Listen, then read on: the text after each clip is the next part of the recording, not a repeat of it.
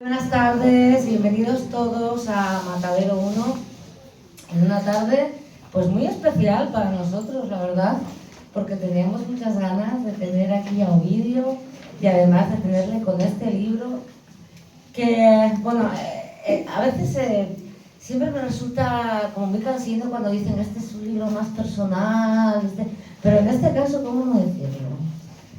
O sea, ¿cómo no decir que es tu caso, tu libro más personal? Y cómo no decir que nos hace especial ilusión tener además esta maravilla. Cuando conoces a alguien, y eso tú lo sabes, cuando conoces a un escritor, cuando son amigos tuyos, y de sus libros siempre los lees con un poco de miedo, porque deseas que te gusten y piensas, Dios mío, si no me gustan. Entonces, hay un silencio ahí. entonces sientes tanta felicidad. Porque dices, oh Dios mío, es tan bueno, qué bien que este libro sea tan bueno, este libro tan especial y tan bueno. Mi madre y yo, Ovidio, lo que hace es hablar sobre la muerte de su madre. Es uno de los libros que ya entra en en la gran historia de los libros de duelo, como puede ser El año del pensamiento mágico de Joan Didion, Mortal y Rosa de Francisco Umbral, La hora violeta de Sergio del Molino, la ridícula idea de no volver a verte de Rosa Montero, o Tiempo de vida de Gerard Torrent, por decir alguna. Todos estos fantásticos libros que tienen en común con el tuyo, que son muy buena literatura y que hablan sobre la pérdida y el dolor de la pérdida de alguien. En este libro, como decía, Ovidio recorre, no solamente explora la muerte de su madre, sino los días previos y todo ese proceso, todo ese camino en el que tuvo que acompañarla, además de la ausencia que dejó. Hay mucho dolor, pero como digo, hay muchísima alegría también. Este libro está lleno de contrastes. Este libro hay mucha muerte, pero sobre todo hay mucha vida. Vamos a ver varios veranos, vamos a ver varios amores y vamos a ver varios días. Y además de toda la sensación y toda la esperanza y toda la vida y toda la nostalgia y toda la cotidianidad y todo lo excepcional y todo ese dolor que va de lo particular a lo universal, ¿no? Porque solamente cuando exploramos lo que realmente nos duele, llegamos a lo que nos duele a todos. Es sobre todo una obra literaria magnífica. Y yo creo, de verdad te lo digo, que es tu mejor libro. Tu estilo es impecable y no solamente sientes emoción en las páginas, sino que también sientes esa cosa espirituosa que sentimos al leer cuando sabemos que nos hallamos ante frases que van abriendo puertas. Pues muchísimas gracias. Menudo comienzo y bueno, es un poco el prólogo. El prólogo lo escribiste esta mañana en las redes sociales, que me emocionaste mucho y es así, como dices, sí, realmente. Bueno, vamos a ir hablando un poco de todo esto, que yo creo que lo mejor empezamos por los diálogos. Y quería empezar, antes nombré en la literatura de duelo a Mortal y Rosa, de Francisco Umbral, y Francisco Umbral dice lo siguiente en el libro. Es un libro que va sobre la muerte de su hijo pequeño, un niño de 5 años. Pincho. Vos, calla. Escribo por el placer de desaparecer. Es mi forma de transparencia. El éxtasis, la levitación. El mundo y la escritura se intercambian reflejos, luces, y yo estoy en medio, entre dos fuegos, desaparecido, sin peso. Escribir es ausentarse. Tú empiezas a escribir este libro por, como dice Umbral, ausentarte, no querer estar en ninguna parte, solamente ahí, o empiezas a escribirlo por todo lo contrario, porque quieres ganar peso. No, yo escribo este libro porque que empecé a escribir en los 2 días de la muerte de mi madre, por refugiarme del mundo exterior, por refugiarme de todo, por rabia, impotencia, dolor, profundo dolor. Entonces decidí escribirlo y encerrarme en mi estudio por la mañana muy temprano, que escribo como tú muy temprano, a las 5 de la mañana. Y de alguna manera, ahí en el estudio, a las 5 de la mañana,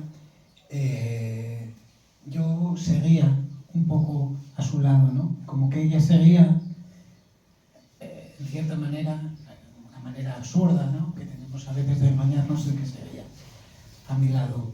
Y esa fue la necesidad, sobremanera la necesidad de plasmar en palabras lo que, bueno, en otros momentos plasmaba con gritos, aullidos, llantos. Y en esas horas pues plasmaba con la escritura, porque era lo que me conectaba un poco con la vida y lo que me conectaba un poco más, un rato más con ella. En el libro se estructura en varios frentes. Hay uno que para mí es una línea básica, que el libro trata de quién era tu madre, de quién eres tú y de quién eres vosotros dos juntos, ¿no? Van con esos tres pilares, al igual que se estructura en pasado, presente y futuro. Entonces vamos a hablar un poco de ellos. Vamos a hablar un poco de quién era tu madre. Claro, fue muy doloroso y muy potente, sin embargo, lo que haces es muy literario. Cuando describes cómo pasó aquella temporada tumbada en la cama, viendo a los mineros entrando en la mina, con su madre que había desplazado la cosa de coser, me pareció una gran historia para meternos en la vida de tu madre, de dónde venía y de quién era, ¿no? Claro, es que mi madre sufría, bueno, muchos sabéis, porque habéis leído otros libros, sufría esa enfermedad reumática, degenerativa, de nombre espantoso, espondilitis anquilosante, y se la diagnosticaron cuando tenía 56 años, pero a los 19 años sufrió un primer brote, vamos a decir, porque esta enfermedad consistía en que de vez en cuando sufren brotes, ¿no?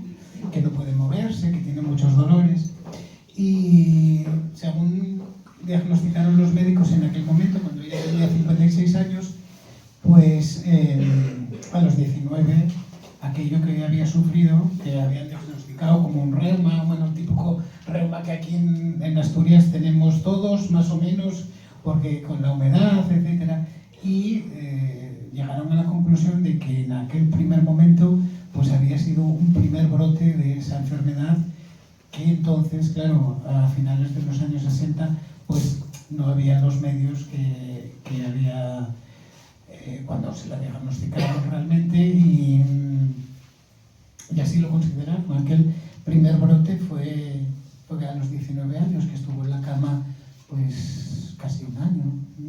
Y observaba la vida pasar a su alrededor. Observaba la vida, claro, porque ella era una mujer muy, muy tranquila, muy serena, y tenía muy buena relación con su madre también, y su madre pues la ayudó a todo esto. Nunca le molestaban los niños, dices en un momento del libro, ¿no? Que me pareció una frase muy tierna. Nunca le molestaban los niños, que estuviera aquí. Ella era calmada, ella era muy educada, siempre, ¿no? Era muy educada, elegante, discreta, y nunca le molestaba. Fíjate, a veces salíamos a pasear y le encantaba sentarse enfrente de, pues en el campo San Francisco, enfrente de donde están los columpios y todo esto de los niños y tal, o en una mesa que estábamos tomando un café, se sentaba ahí. Bueno, y hay veces que dices tú, el niño que está bien con su mamá y su papá, y decía ella, calla, a ella nunca le molestaban. A mí sí, porque llega un momento que dices tú, estáis bien con vuestros padres, pero a ella nunca. A mí también, lo sé, que es lo peor. Pues eso, pero ella nunca decía, no, pobre niño, pobre tal, que está jugando, es un niño, ¿no? Yo, como había sido un niño tan inquieto de pequeño, pues ella tenía muchas tablas. Nunca le molestaban los niños, además adoraban los perros. La perra de tu hermana estaba... Hay un momento muy emocionante al final del libro, porque la perra estaba todo el día con tu madre, tenía adoración por ella, y al final del libro, cuando llega a una casa con la ropa, la perra no se quiere mover, ¿no? Claro, esa es la inteligencia también de los animales, ¿no? Cuando desaparece la persona, pero en la ropa queda el olor, ¿no? Y la perra se volvió loca cuando vio aquella bolsa, porque estaba olfateando. Claro, saben hasta cierto punto, ¿no? Hay un punto que ya no saben lo que pasa, dónde está la persona. Y sí, es verdad que como que la echaba de menos, ¿no? Como que decía, ¿dónde está la dueña de estas ropas, ¿no? A diferencia de... Antes cité varios libros de literatura de duelo y... Que los leí todos, pero durante el proceso de escritura de este libro no quise leer. No me extraña. Evidentemente además, no podía ser. Esos son los típicos que lo regalaron de una vida, ¿eh? Exactamente, que sí. Porque, Sí. O sea, un año uno, otro año otro. Exactamente. Y Pero no creo que sea bueno leerlos cuando tú estás escribiendo esto o cuando estás pasando por un No, duelo. ni cuando lo estás pasando. Realmente, yo supongo que habrá gente que te lo ha dicho, que era lo que decía yo antes, ¿no? Que la pena privada, al final, cuanto más privada, se acaba convirtiendo más en universal. Sí. Y seguro que hay mucha gente que te ha dicho cuánto se ha acordado de sus padres o de su propia situación. Claro, eso sí, evidentemente, claro. Porque lo que decimos siempre de lo particular parte hacia lo universal, ¿no? Ya sea de una ciudad o de tu propia familia, ¿no? El dolor, el amor, las cicatrices, lo que nos vamos encontrando en el camino es muy parecido para todos, ya sea en Oviedo como en Ohio, ¿no? Entonces, claro, yo pienso que mucha gente se puede sentir reflejada por el dolor, por lo que vivió con su padre, con su madre, con un ser querido, con un hermano, con una hermana, con un marido, con una mujer. Que te decía antes que en varios de los libros de duelo, sobre todo respecto a los padres. Perdona, te dejo. Me decía todo el mundo, cuando mi madre murió, me decía todo el mundo, tienes que leer Una pena en observación. Y yo decía, a ver, señora, y no decía nada, claro. Daba las gracias educadamente y decía, este libro lo tradujo Carmen Martín Gaite hace 50 años, bueno, menos. Y claro, yo ya lo había leído en su momento, luego la película, todo aquel rollo, y yo decía, sí. Claro, es un gran libro y tal. Ya lo habías leído, evidentemente, quiero decirte. Pero claro, dices educadamente que sí, es un gran libro, no sé qué. ¿Cuánta razón? ¿Cuánta razón? Lo leeré. Gracias. Tomo nota. Tomo.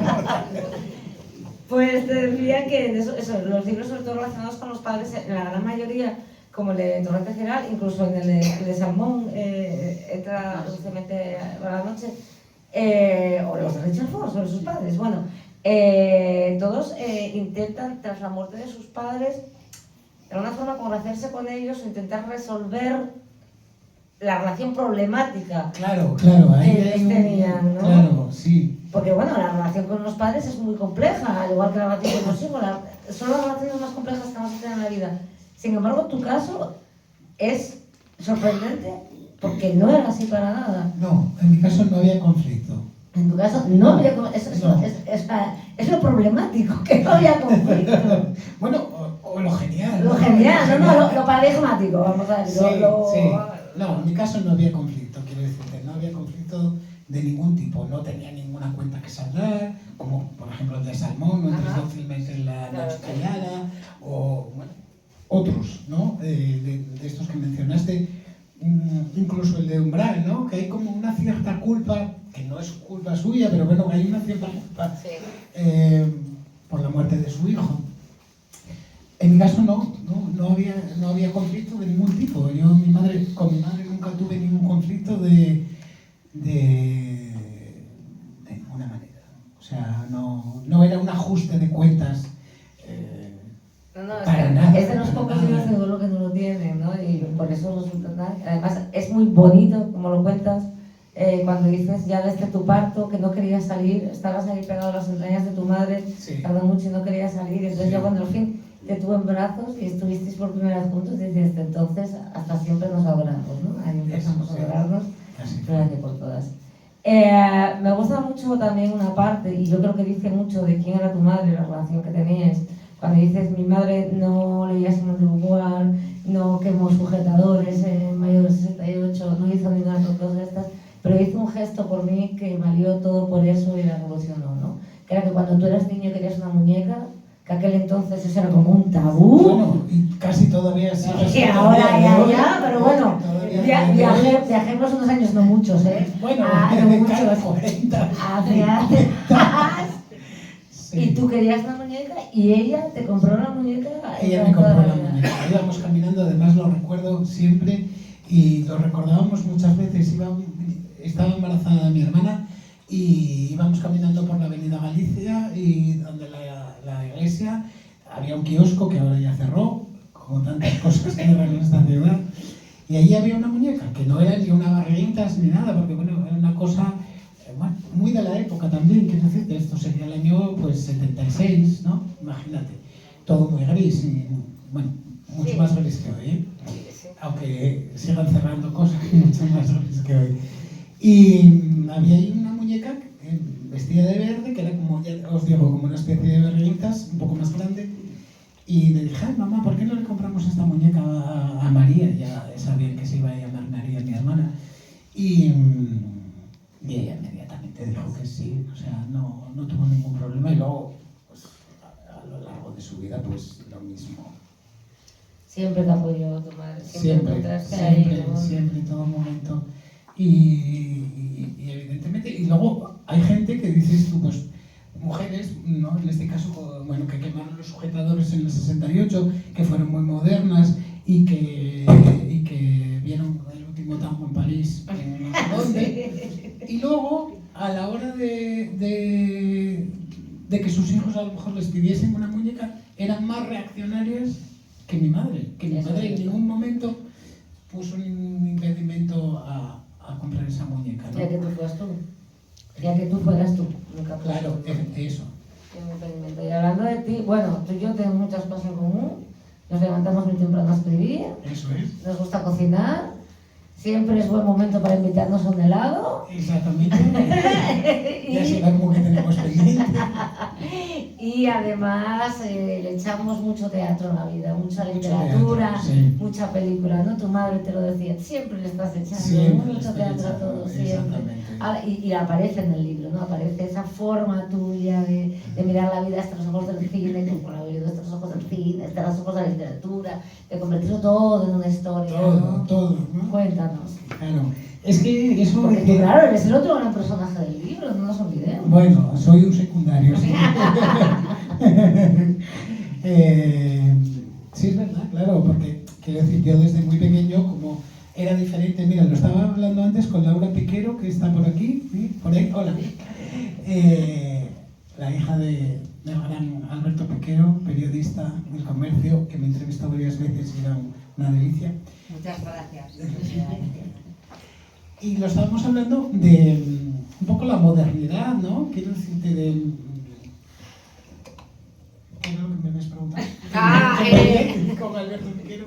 El echar tanto teatro, cine, literatura. Bueno, no, la modernidad por un lado, y luego eso, echar mucha literatura, todo, porque desde pequeño, al ser diferente, pues claro, no tenías amigos, no. Lo que hablaba con Laura era que hablábamos de 5 horas con Mario, ¿no? De la obra de teatro. Sí, que yo la vi con 15 años por primera vez con Lola Herrera en el Campo Amor. Oh, qué maravilla. Sí. Con mis padres también. Eso. Entonces ella me contaba que no la había visto, desgraciadamente, y yo decía, yo salí de aquella obra de teatro, bueno, os podéis imaginar, quiero decirte, era un adolescente, claro, con 15 años, pero salía ya emocionado, bueno, no sé, como repitiendo los diálogos de los que me acordaba, de la obra, tal. Y había quedado con unos amigos en el Rosal, quiero decir, unos amigos que les importaba tanto el teatro como a mí el Barça Madrid, o sea, lo mismo. Y entonces yo dije, bueno, estoy solo en el mundo, pero tengo a estas señoras del teatro, y señores, por supuesto, y claro, ¿cómo no le voy a echar teatro? Es que no me quedó otra, quiero decirte, ¿no? O le echaba teatro a la vida, o no sé qué hubiera pasado, porque quiero decirte, el teatro, o sea, en mi vida personal, después de haber visto y leído ciertas obras y haber visto ciertas películas, evidentemente, o no sé qué hubiera sido de mí, porque quiero decirte, es que ahora parece que todos somos muy, ahí va lo de la modernidad, parece que todos somos muy modernos y ¡ay, qué guay todo! No, pero hay que retroceder al año, por ejemplo, 87, del que te estoy hablando, que fue cuando yo vi a Lola Herrera en 5 horas con Mario por primera vez. Entonces, no era nada moderno todo esto. Era una cosa, o sea, moderno era Madrid. Tú veías en Madrid y Almodóvar estrenaba Mujeres al borde de un ataque de nervios, era modernísimo. Pero tú ibas caminando por aquí, llevabas el pelo largo y ni te quiero contar lo que podía pasar. Entonces, claro, el teatro empezó a formar parte de mi vida desde muy temprano y muy secundado por mi madre, claro, porque ella le hacía gracia, claro, decía, y además compartía. Luego, evidentemente, fui a ver muchas obras con ella y luego ya cuando estuvo enfermo, pues la llevábamos al teatro para que se entretuviese y tal. Y ella era cómplice número uno. Hay un artículo que juraría que tú y yo comentamos, pero si no comentamos da igual porque sé que opinas lo mismo que yo, de Terence Mois, que es el domingo del adolescente triste. El domingo. El domingo del adolescente triste, sí, que habla de cuando iba al cine y se refugiaba en todas aquellas cosas, ¿no? Y que por una parte, bueno, pues sí, era muy tal, pero que si no hubiera sido por sus películas y... Pues ese era yo también aquí en esta ciudad, que iba pues al cine pues a las 5 de la tarde y luego a las 7 de la tarde y era feliz, quiero decirte, o sea, porque es que, ya te digo, lo que le interesaba a la mayoría de los niños o adolescentes, a mí no me interesaba en absoluto, o sea, entonces, claro, tú buscas tus refugios, ¿no? Tu manera de sobrevivir, de salir adelante, y en ese sentido siempre tuve el apoyo de mi madre. Económicamente, claro, porque en aquel momento yo no tenía dinero y, bueno, el cine había que pagarlo y el teatro también. Y siempre tuve el apoyo de mi madre. Y hay una historia que cuentas en el libro, que bueno, hay un momento que cuentas un recorte de prensa de estas casualidades que se dan. Es de una alemana que, bueno, pues su pueblo se ha inundado y entonces ella decide volver a entrar en su casa poniendo en peligro su vida porque quiere recuperar las fotos de su madre.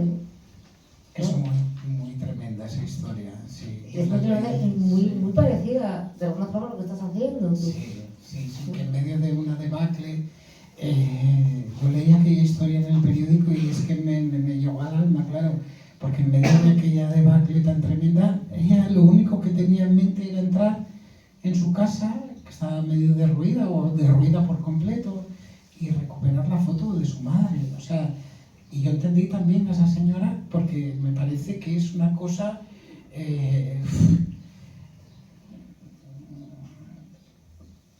única, ¿no? O sea, como es decirte, me agarro a esta foto, ¿qué es lo que me queda? A lo mejor, bueno, aparte del recuerdo que haya podido tener o que tuviese de su madre, pero agarrarse a la foto de la madre en medio de una catástrofe, ¿no? Eso me pareció tremendo. Y creo que, claro, en este libro entraba perfectamente, ¿no?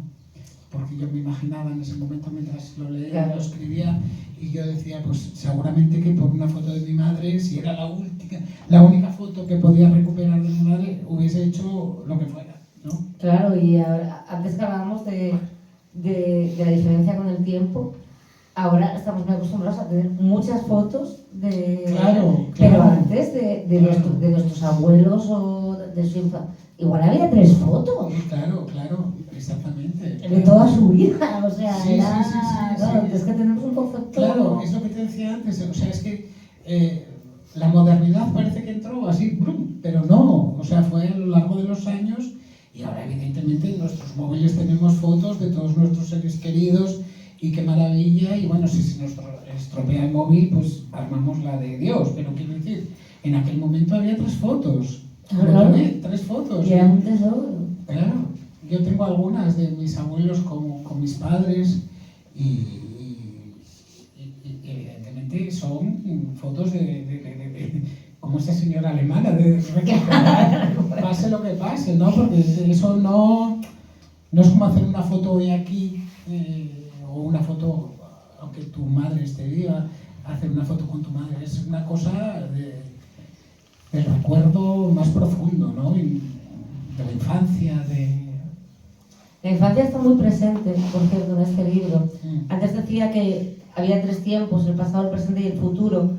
Y, por ejemplo, en el libro lo que vas uniendo es ese verano en el que estás escribiendo el libro, ese verano en el que tu madre ha muerto, lo que has pasado durante ese verano, el tiempo brumoso que haces, lo haces unirlo con otros veranos, con los veranos de tu infancia, claro, con aquellos veranos azules en los que ibas a Alicante y claro, estos juntos cuentas ese tiempo, ¿no? Ese tiempo pequeño, ese tiempo en el que eras un niño y decías que me gustó mucho eso, decías que ni siquiera sabías lo que era la felicidad porque nunca habías vivido otra cosa. claro, claro, claro. No, en ese momento no, Claro, evidentemente. ese tiempo protegido. Claro, en ese tiempo no. Y haces constantemente ese contraste entre esos 2 veranos, ¿no? Claro, sí. Yo empecé a escribir, ya te digo, el libro 2 días después de morir mi madre y yo sabía que iba a volar en el tiempo, ir atrás, adelante, porque, claro, un libro de estas características no puede ser un libro de estar llorando todo el día, aunque tú estés llorando todo el día, o roto por el dolor, o no, tienes que recuperar esos momentos que conforman tu presente, que conforman, en mi caso, el hombre que soy ahora, 52 años, y claro, todos esos veranos felices en el sur eran son parte importante de mi vida y con mis padres y con mi madre, con mi hermana, presencias importantísimas. Y bueno, y algunos veranos en Gijón, algunos veranos de Es un poco más Montura. tarde. Más tarde, sí, un poco más tarde, esto ya no. Que parecía que Gijón era, pero en mi época también nos tocó eso, ¿eh? Sí. Que era como un poco más libre. Que aquí estábamos como encorsetados y el verano en Gijón íbamos como a desvelarnos totalmente, Tal ¿no? cual. Pero luego me di cuenta y digo, coño, es verdad. Sí, qué cosas, ¿eh? sí. Yo tenía unos amigos en Gijón y realmente, es que realmente era así. Gijón era un poco más moderno en aquella época. Ahora ya no sé por qué yo no salgo de noche ni en Oviedo, ni en Gijón, ni en ninguna parte. Pero en aquel momento era así, o sea, Gijón era súper moderno y más abierto, ¿no? Siempre dicen que las ciudades con puerto, Con mar, siempre son más abiertas y tal. Y bueno, esos veranos eran inolvidables también, porque eran veranos de salir a las 7 de la tarde y regresar a las 7 de la mañana, claro, más fresco que una lechuga. Que tú ponte a hacer eso hoy, ¿no? Madre muerte. No, yo ya ni me lo planteo. Y eran veranos, pues, felices también, ¿no? Porque eran veranos en el sentido de, bueno, pues, buscabas diversión, el primer amor, el sexo, tal, pero eran veranos en los que sabías que tu madre no iba a morir, que tus padres no iban a morir, ¿no? Tenías eso claro, muy claro, en cierta manera, no pensabas que la vida, oye, que a otras personas les pasó, ¿no? Con esa edad, con 20 años, tal, que se murieron sus padres y tragedia tremenda, por supuestísimo, pero en aquel momento tú no tenías esa conciencia de que les fuera a pasar nada malo a tus padres, ¿no? Y entonces vivías la vida, pues, como se presentaba, ¿no? Y ya te digo, pues salir por Gijón era el momento también de las películas aquellas clásicas, ¿no? Veías a Wagner en aquellas noches maravillosas de la noche de la iguana, bañándose allí con 2 chularpos. Y claro, tú ibas a Gijón y decías, bueno, pues esto es posible, es que esto es como una película de Wagner casi, ¿no? Ibas a aquellos bares donde tocaban aquellos gitanos y, o sea, era una cosa como única, ¿no? Allí donde el puerto, donde encima de Villa, por ahí. Y decías, bueno, es que estoy casi como en una película de Wagner o en la vida de Wagner, que decía ella que pasaba por Madrid, cuando estuvo en Madrid, aquellas noches locas entre gitanos, ¿no? Cantando y bailando y aquellos gitanos eran maravillosos, o sea, cantaban, pero, o sea, genial, por Manzanita, Cecilia, Lola Flores, La Chilipú, que llevo en el libro, y era muy divertido realmente, porque además tenías la cosa de que no iba a pasar nada, no sé, no tenías... Era todo ilimitado. Sí, ¿no? Sí, era muy divertido.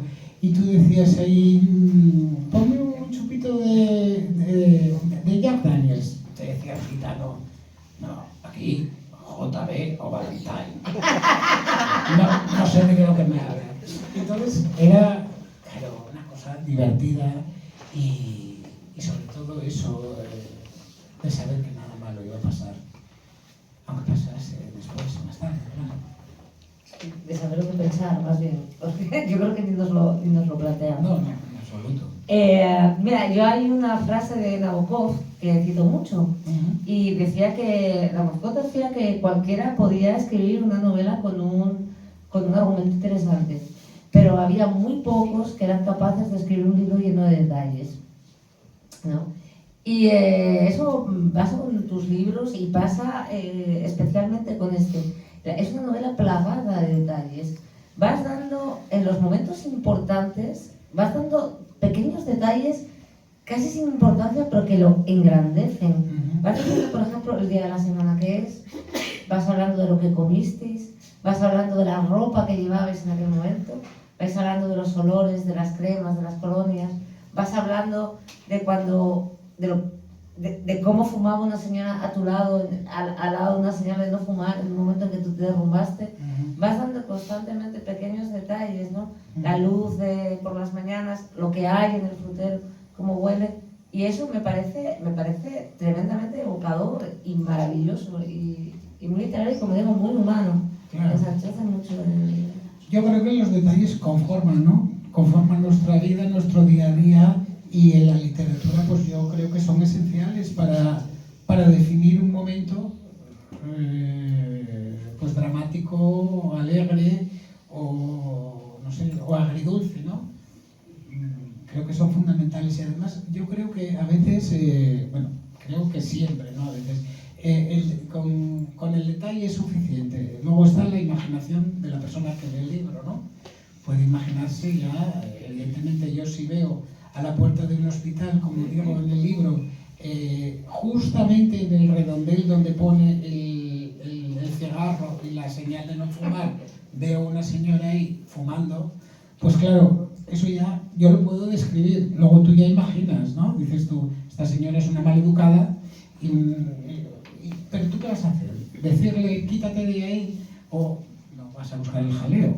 Lo archivas en la memoria y luego cuando llegue la hora de contar la historia lo cuentas y ya está en la imaginación del lector decir, bueno, pues esta señora, qué maleducada, o en este caso era una señora y tantos señores ahora, ¿no? Fumando allí en el redondel ese que me parece atroz, ¿no? No atroz por el momento que yo estaba viviendo, sino atroz en general, ¿no? O sea, tú vivías un momento atroz y presenciabas otro momento atroz. Exacto. Claro, que frente al momento atroz que yo estaba viviendo, yo decía, bueno, fuma donde quieras. O sea, así, o sea, yo no soy yo guarda de aquí ni nada. O sea, ¿qué te voy a decir? Pero claro, es el detalle, lo que tú decías antes, ¿no? El detalle de, a ver, no sé, ¿sabes? Sí, pero vas escribiendo y vas haciendo como fotografías. Decía, antes que hablábamos de Umbral, decía Umbral que él cada vez que olvidaba algo perdía dinero. Porque como, claro, era su registro, que me da la sensación de que tú vas haciendo vas fotografiando la realidad de una manera muy minuciosa. Además, ahora que, por desgracia, recientemente ha fallecido Alice Munro, también que tenéis una forma muy parecida de enfocar estas cosas, ¿no? De enfocar estos detalles cotidianos, estas fotografías precisas para hacerlas, convertirlas en literatura. Claro.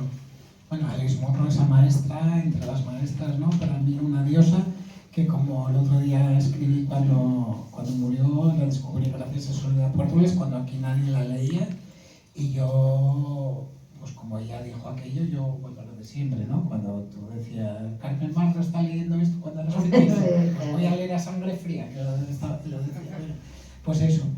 Y el detalle, claro, es fundamental en su obra y yo creo que en la vida, ¿no? O sea, es que es lo que nos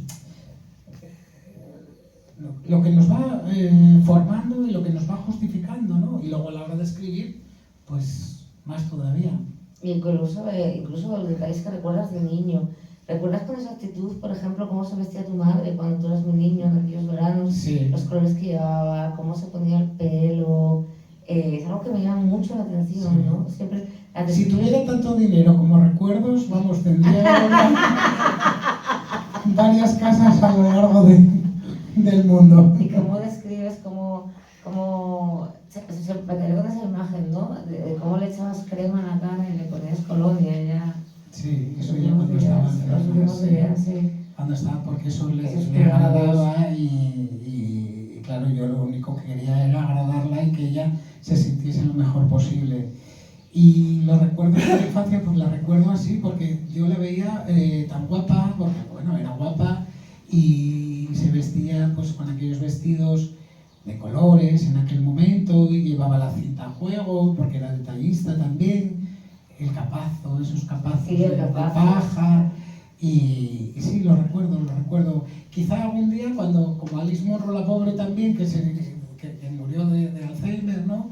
Un día se me borre todo como ella y ya no haya... Uy, pero murió muy mayor. Murió con 92, o sea, me queda un poco todavía. Todavía me queda un quedan dos poco. añinos. Pero lo recordaré siempre porque yo la veía como, bueno, además como era en aquella época que yo ya estaba empezando a descubrir a las actrices y tal, pues yo la veía tan guapa como en la portada del libro, que yo la veía como una actriz de cine, ¿no? Sí, y además lo decías varias veces, ¿no? Estás Sí. como, no sé, como Grace Kelly, Como Catherine Deneuve. Como Catherine Deneuve, eso es, como Catherine Deneuve. Claro, porque en esa época en la que se lo decía ya estaba ella la pobre más de capa caída y entonces yo para animarla pues le decía, te voy a poner un pañuelo a la cabeza ahí como Catherine Deneuve cuando va por la campiña francesa ahí con un Marcello Mastroianni. Y decía una calla.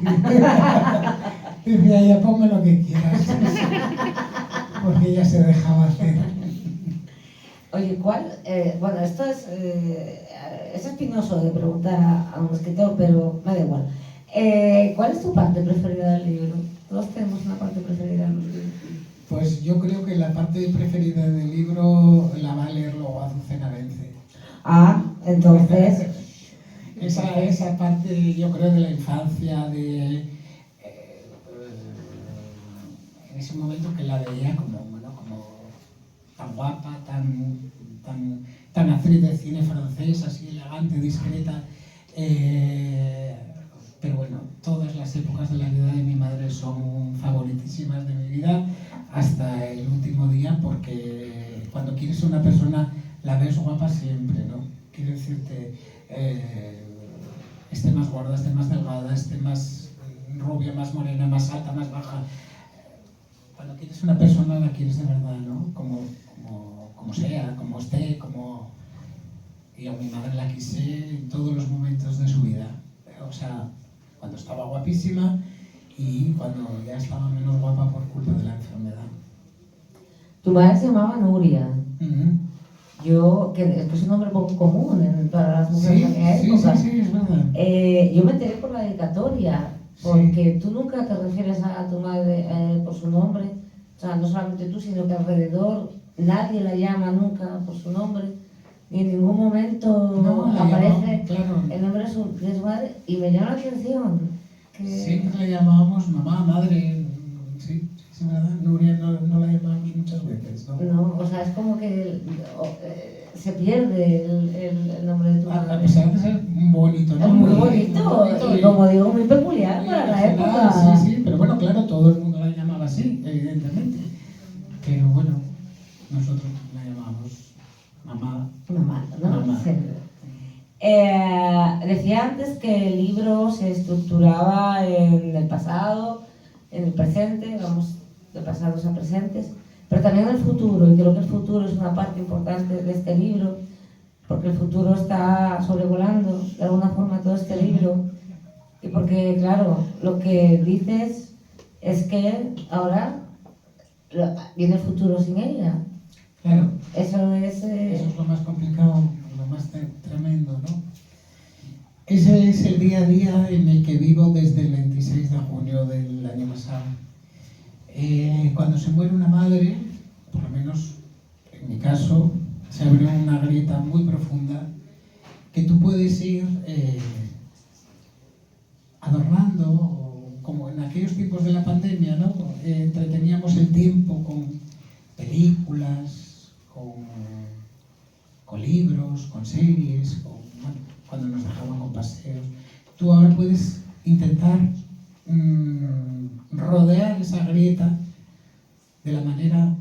posible, pero esa grieta no se va a cerrar nunca. El futuro es así, yo lo sé. Lo que pasa es que hay que asumirlo día a día, evidentemente. Yo puedo rodearme de personas que me quieren, como evidentemente estoy rodeado, y de cosas que me gustan, bueno, de las que no te gustan, pero estas ya no las contamos. Pero esa grieta va a seguir ahí abierta, ¿no? No se va a cerrar nunca. Bueno, a veces es como las arrugas con las que vivimos en la cara, las grietas que vivimos en el alma, ¿no? Claro, sí, pues así yo creo. ¿Y estás escribiendo? Pues fíjate, yo el año pasado fui en junio, fui a la Feria del Libro de Madrid. Y le comenté a Cristina Pineda, la editora de Tres Hermanas, le dije, estaba muy contento porque, bueno, mi madre en ese momento estaba bien, aunque se muriese 15 días después, porque a veces la vida es así, ¿no? Te da estas sorpresas estupendas y maravillosas. Y le dije, acabo de terminar una novela, voy a corregirla. Y dijo, ya, qué bien y tal, no sé qué. Bueno, yo estaba firmando los cuentos de Carmen y el metro de Berlín y la novela ya estaba acabada el año pasado. Y ahora está ahí, la terminé de corregir. También terminé ese libro de poemas, o creo que lo terminé, no sé muy bien eso cómo va. Que ya sabes que llevo escribiendo ahí toda la vida, ese libro de poemas. Y en el que voy contando pues viajes, experiencias, bueno, lo que se cuenta en un libro de poesía básicamente, ¿no? Y ahora con la muerte de mi madre pues terminé el libro, yo creo que lo terminé con varios poemas, unos cuantos poemas dedicados a ella también, y escribí mucho, o sea, escribí este libro, terminé este de poemas, corregí la novela. Y bueno, ahí estoy escribiendo porque la escritura yo creo que en cierta manera es lo que nos salva, ¿no? De este mundo atroz y de estas historias inesperadas que nos ofrece a veces. Pues si estás escribiendo todo funciona muy bien. Pues ahí vamos. Si quieres que Azucena lea y luego damos paso a las preguntas y no sé. Como tú quieras, ¿Parece? estaremos en tu casa, maravillosa Pues, casa. Gracias. Toma. ¿Me siento ahí en el medio? Como quieras, sí. Mira qué amplitud. Bueno, Es que estamos todos muy donaditos. Sí, Vaya. damos tipo fino todos. Claro. Me decía Ovidio esta mañana, bueno, siempre me lo dice, cuando tengo que venir a leer, bueno, tengo que venir como si fuera una obligación, vamos, vendría a rastras. Siempre me dicen, mira, he pensado que leas esto. Y me dice, ¿qué te parece? Siempre me hace lo mismo, siempre me pregunta, ¿qué te parece? Y ya le dije esta mañana, digo, mira, como si tengo que leer el copyright o el ISBN del libro. Yo soy feliz con leer cualquier cosa, Y estoy muy emocionada, pero al mismo tiempo muy, muy agradecida, porque cuando las cosas van bien, pues es muy fácil querer a la gente, ¿no? O subirse al carro de la gente. Pero cuando las cosas no van tan bien, hay muy pocas manos que se tienden y te dicen, aquí está la mía, ayúdame. Y cuando, bueno, muchos de vosotros lo sabréis, llevo 5 años peleando duramente contra un cáncer. Como suelo decir, la batalla no está ganada, porque las batallas hay que librarlas en lo que libremos todos los días, pero vamos por buen camino. Entonces, bien. Y yo recuerdo cuando encontré a Ovidio, creo que iba Íñigo y su mamá, tu mamá. Sí, claro. Y me vio y ella me dijo, ¿qué te pasa? Y llevaba una manicura, no sabía que tenía que operarme, pero me habían ya visto algo extraño, digo, estoy esperando por unos resultados. Y llevaba una manicura y llevaba mis 2 pulgares, 2 pequeños soles, tengo 2 niños y eran los 2 soles. Y me dijo Vídeo, sea como sea, aquí estamos. Y cuando ya os di el diagnóstico me dijo, hizo un post muy bonito en redes, sin decir nada, pero diciéndolo todo, y me dijo, aquí estoy para lo que necesites. Entonces yo cuando supe y el libro, dije, pues aquí estoy yo también, amigo, para lo que necesites, para lo que necesitéis, para lo que necesitéis, aquí estoy. Gracias una vez más. Y me toca leer como decía él, y cuando me dijo, mira, he pensado que leas esto, y dije, no te lo vas a de creer. Es una de mis partes favoritas también de la historia, esos veranos azules, esos veranos en Alicante, porque además este párrafo es preciosísimo. O sea, se huele, se ve, se toca, es una maravilla y me gusta también mucho, y es algo que también quería decir y compartir con todos vosotros, que a veces en los momentos oscuros, refugiarnos en momentos felices nos ayuda. Por lo menos a mí me ha ayudado. Sin duda, sí, por supuesto. Y al refugiarte en este momento concreto que recuerdas con tanta precisión, como era el mantel, como eran las sombrillas, como eran los pañuelos, Lo que decía Leticia. Sí. justo lo que decía Leticia, ¿no? El color de los pañuelos, el color del mantel, el color de las sombrillas. Refugiarte en esos momentos, yo sé que para ti es una cura, una terapia, ahora no estoy bien, pero voy a volver a ese momento en el que sin saberlo era súper feliz. Sí. Y a mí también me ha pasado. Claro. Asegura que a muchos de vosotros os ha pasado. Seguro. Estar regular, tirando regular y decir, yo me veo en la cocina de Quirós comiendo un bocadillo de morcilla con mi abuela. Claro. Y cuando leía este texto, dije, es que qué fácil sentirse súper identificado no con tu situación, sino con este momento en concreto. Claro, sí. El ser feliz sin saber. Sí.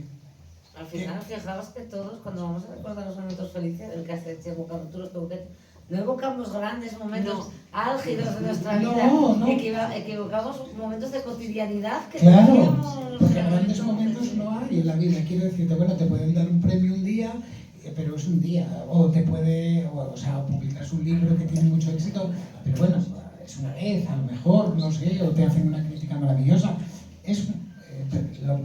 Lo cotidiano es lo importante, ¿no? Y en ese momento yo no era feliz, yo era feliz, pero no lo sabía porque, claro, era muy pequeño, tenía 9 años o 10 años. Pero sí es verdad, y lo digo siempre, en los momentos de pandemia, cuando la gente dice, éramos felices y no lo sabíamos, dije yo, no, perdone, yo sí lo sabía. No, yo sí lo sabía y te digo por qué, no.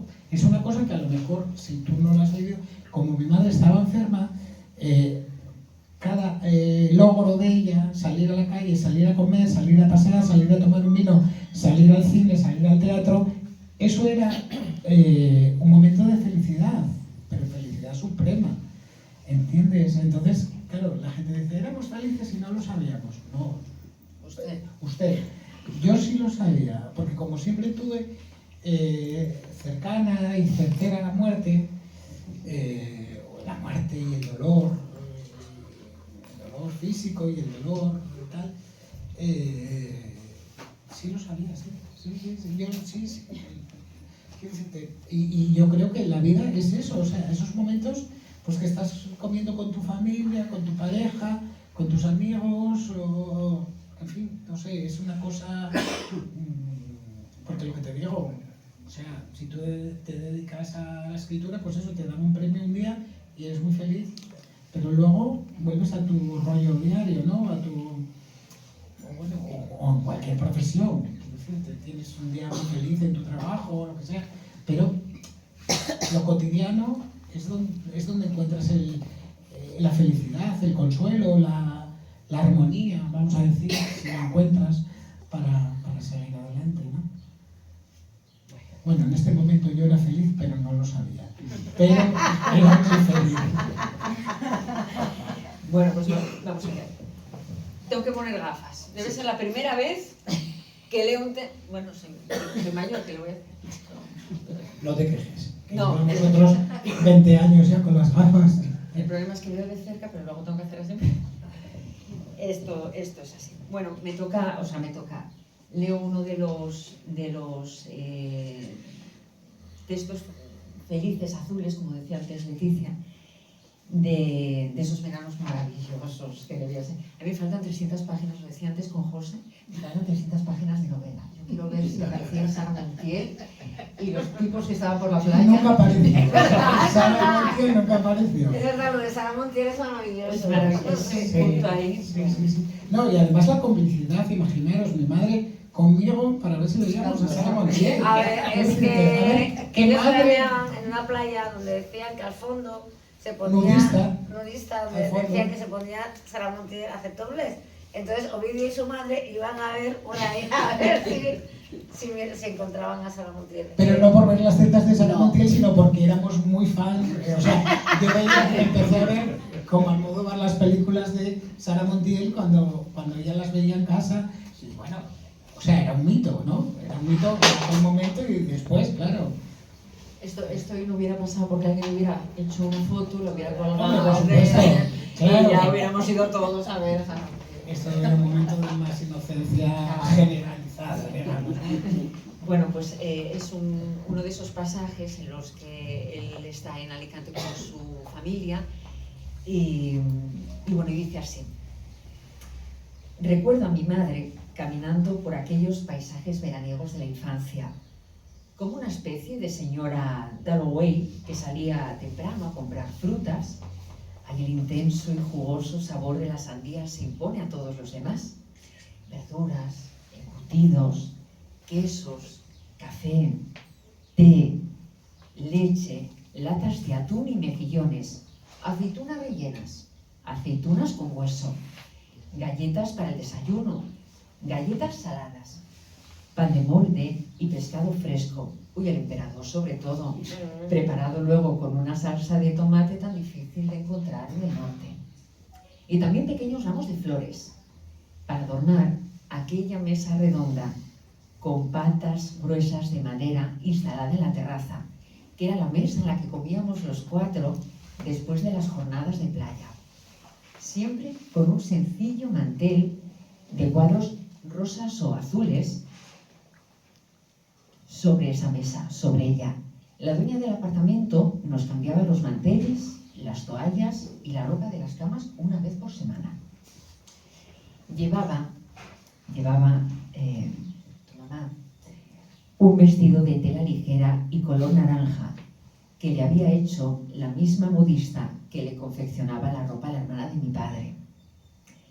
Los brazos ya algo morenos, desnudos, las manos muy cuidadas, las uñas de las manos y de los pies pintadas de colores suaves, una cinta del mismo color en el pelo, a un castaño con ligeras mechas rubias, media melena o un poquito más. Y uno de esos cestos de paja tan de los años 70 y que ahora han vuelto a ponerse de moda. Caminaba con decisión, pero sin prisa, como si la playa en realidad solo le interesase para un rato, para dar paseos por la orilla y ver a sus hijos jugar cerca de sus pies, y contemplar la vida pasar sin prisa alguna, debajo de aquella sombrilla de azul intenso con leves rayas blancas. Allí, debajo de aquella sombrilla, sentada en una silla de playa, se quitaba la cinta del pelo y se ponía un pañuelo que solía hacer juego con el bañador. Ambos estampados sobre un discreto fondo negro o azul marino. Y también recuerdo que al abandonar aquellos juegos con el cubo y la playa, porque enseguida me aburría, y sacaba el libro que estaba leyendo del cesto de paja de mi madre, descubría la sonrisa de quien llevaba un buen rato observándome en silencio, de quien te observa ensimismado. La bandera, salvo rara excepción, pues siempre era verde, sereno y placentero el rumor del oleaje, el mejor escenario para el 7º mes del año. Aquel mes duraba mucho más que los demás y a la vez se esfumaba primero que ninguno. Con todas las expectativas puestas en ese 7º mes del año siguiente, cuando mi padre, volvía a coger sus vacaciones de verano y emprendíamos en aquel SEAT 127 blanco, reemplazado luego por un Ford Escort azul metalizado, el viaje al sur, jugando en el camino a las adivinanzas y escuchando música en la radio o en las casetes que yo había grabado para la ocasión, sobre todo música española y extranjera de los años 70. Y siempre cómplice, antes de seguir a lo mío, que era la lectura, le devolvía la sonrisa a mi madre.